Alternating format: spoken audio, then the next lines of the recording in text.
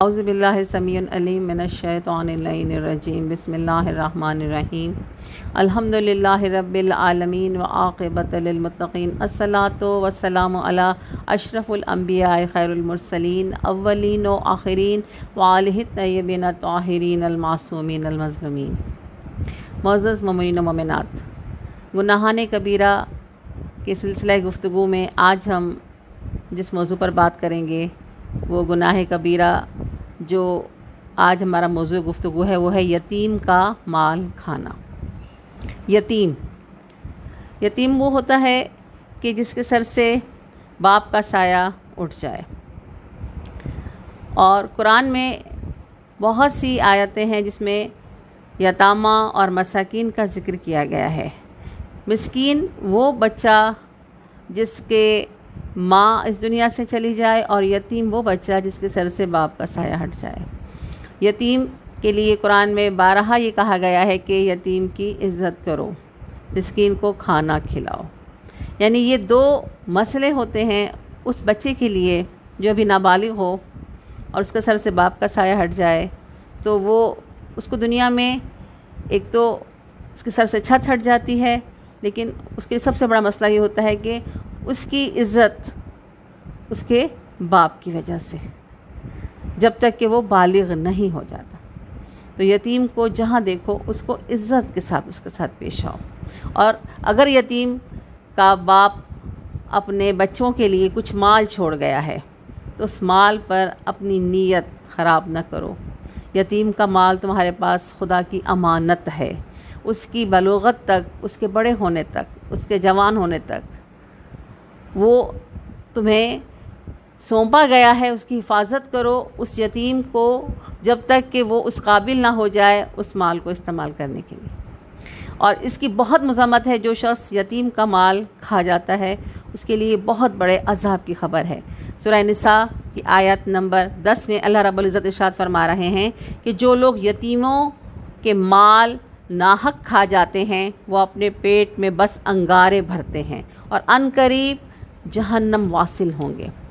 تفسیر کبیر میں ہے کہ روز قیامت یتیم کا مال کھانے والا اس حالت میں محشور ہوگا کہ اس کے منہ، ناک، کان اور آنکھ سے آگ کے شعلے نکل رہے ہوں گے، اور اس کو اس حالت میں دیکھ کر لوگ سمجھ جائیں گے کہ یہ وہ شخص ہے جس نے دنیا میں کسی یتیم کا مال کھایا ہے۔ اور یہ کہ عنقریب واصل جہنم ہوں گے، اس سے معلوم ہوتا ہے کہ یتیم کا مال ناحق کھا لینا ایک ایسا گناہ ہے جس کی وجہ سے آتش جہنم میں جلایا جائے گا، خواہ اس شخص نے اس کے علاوہ کوئی اور گناہ نہ کیا ہو۔ دیکھیے کیسی خبر ہے یہ کہ بظاہر وہ شخص نمازی ہے، پرہیزگار ہے، بڑا نیک ہے لوگوں کے سامنے، لیکن اس نے کسی یتیم کا مال کھایا ہے تو اس پر جہنم کو لازمی قرار دے دیا ہے اللہ رب العزت نے۔ اسی طرح سورہ نساء کی آیت 9 میں، اس سے پہلے کی جو آیت ہے اس میں بھی ایسے ہی ارشاد ہو رہا ہے کہ اور ان لوگوں کو ڈرنا چاہیے اگر وہ لوگ خود اپنے ننھے ناتواں بچے چھوڑ جاتے ہیں تو ان پر کس قدر ترس آتا ہے۔ یعنی اللہ رب العزت نے ان کو سمجھانے کے لیے ان کے اپنے بچوں کی مثال دی ہے کہ تم اگر مر جاؤ، تم اس دنیا سے چلے جاؤ، تمہارے بچے چھوٹے ہوں،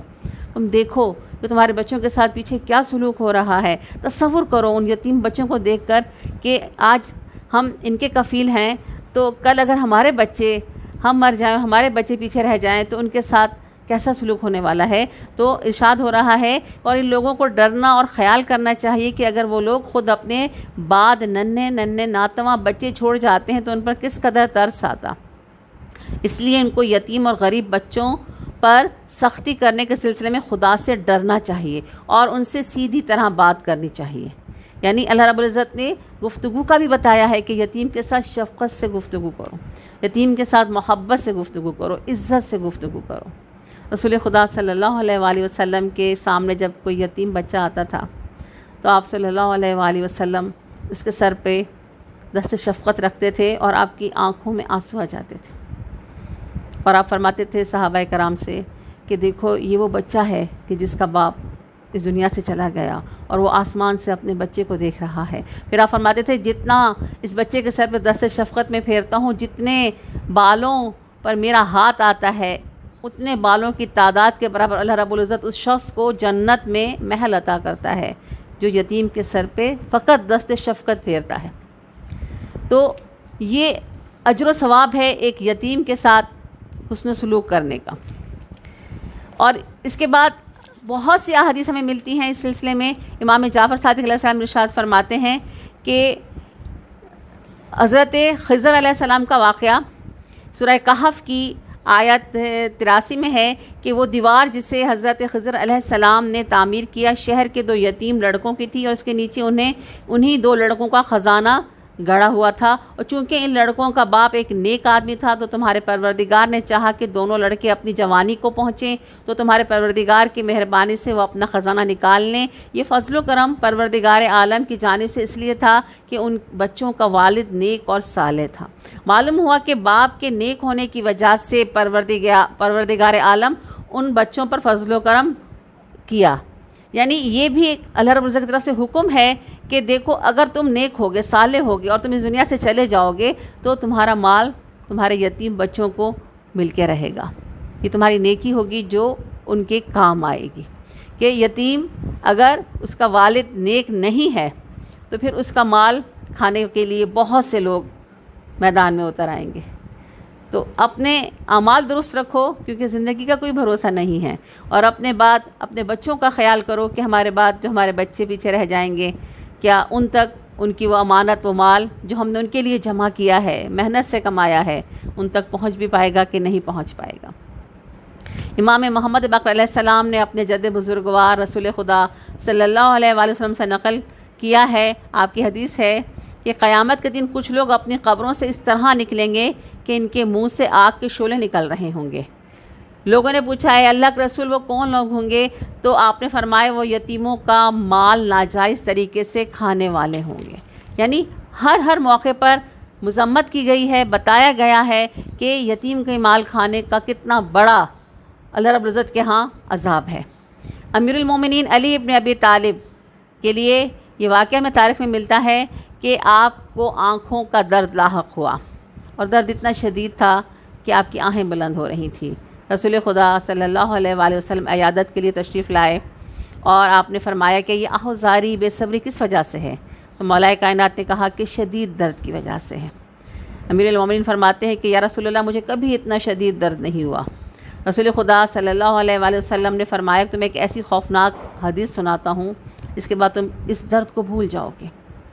پھر رسول خدا نے فرمایا کہ اے علی جب ملک الموت یعنی اسرائیل کافر کی روح نکالنے کے لیے آئے گا تو اس کے پاس آگ کا ایک گرز ہوگا،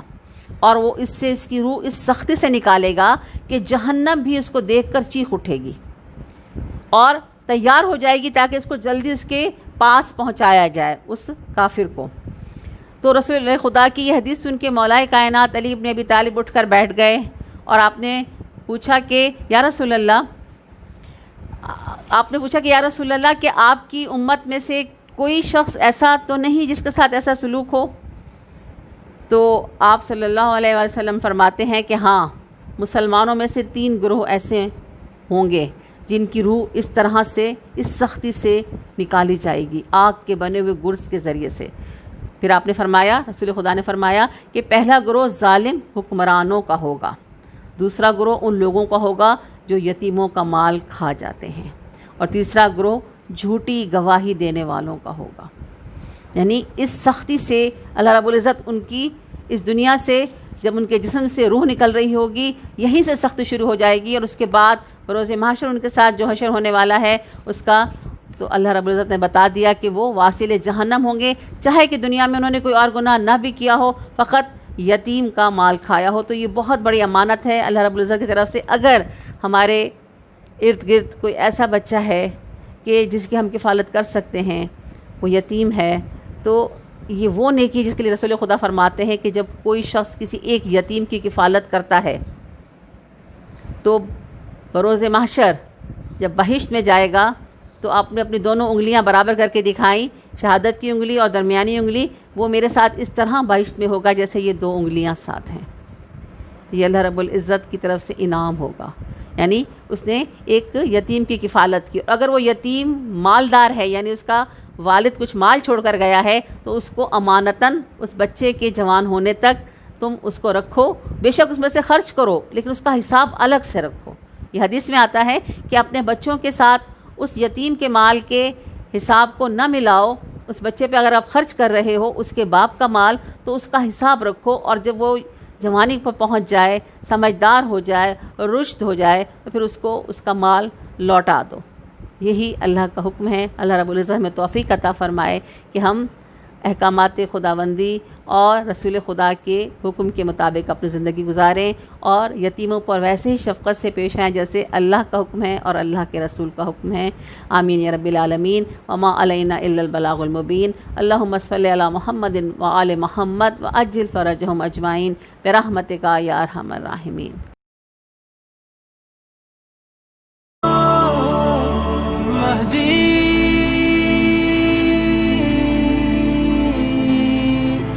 مددي